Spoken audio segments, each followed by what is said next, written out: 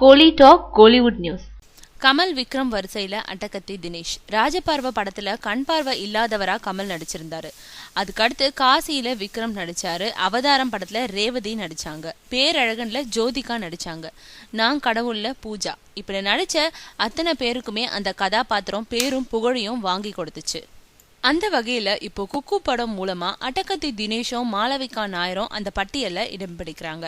கண் பார்வை இல்லாத நாயகனா தினேஷும் கண் பார்வை இல்லாத நாயகியா மாளவிகா நாயரும் நடிச்சிருக்கும் இந்த குக்கு படத்தை எழுத்தாளர் ராஜமுருகன் இயக்கியிருக்க இந்த படத்தோட ட்ரெய்லர் வெளியீட்டு விழாவுக்கு வந்திருந்த கமல், சூர்யான்னு அத்தனை சினிமா ஜாம்பவான்களுமே ஒரு கணம் ஸ்தம்பித்து போனாங்க. அந்த அளவுக்கு படத்தோட ட்ரெய்லர் காட்சிகள் அவங்கள ஆச்சரியத்துல உரைய வச்சுது.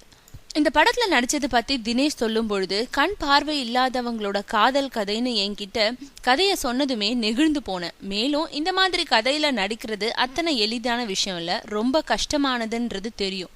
அதனால கண் பார்வை இல்லாதவங்க கண்களை எப்படி வச்சிருக்காங்கன்றத நேர்ல பார்த்து பயிற்சி எடுத்தேன். அதுக்காக மாச கணக்குல செலவு செஞ்சேன். அதை அடுத்து படப்பிடிப்புல நடிச்சப்போ ஒரு திசையிலேயே பார்த்தபடி இருந்ததுனால கண்கள்ல வலி ஏற்பட்டுச்சு. இருந்தாலும் கதாபாத்திரத்துக்கு உயிர் கொடுக்கணும்ன்றதுனால எதையும் கருத்துல கொள்ளாம நடிச்சேன். இப்போ படத்தை பார்த்துட்டு அனைவருமே பாராட்டுறாங்க. ரொம்ப சந்தோஷமா இருக்குன்னு சொல்லியிருக்காரு.